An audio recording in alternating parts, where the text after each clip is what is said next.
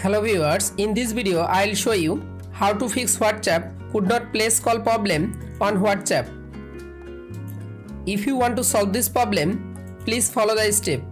Step 1. Long press or long tap on WhatsApp application. Click on Apps Info. Again click on Storage. Tap on Clear Data.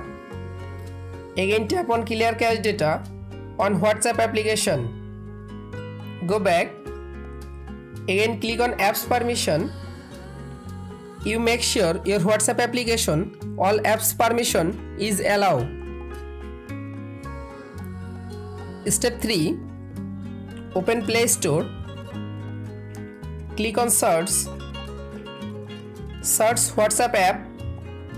Update your WhatsApp application latest version. Step 4. Restart your device. You can follow all of the steps to fix WhatsApp could not place call problem on WhatsApp. If this video helpful for you, please subscribe our channel and like this video.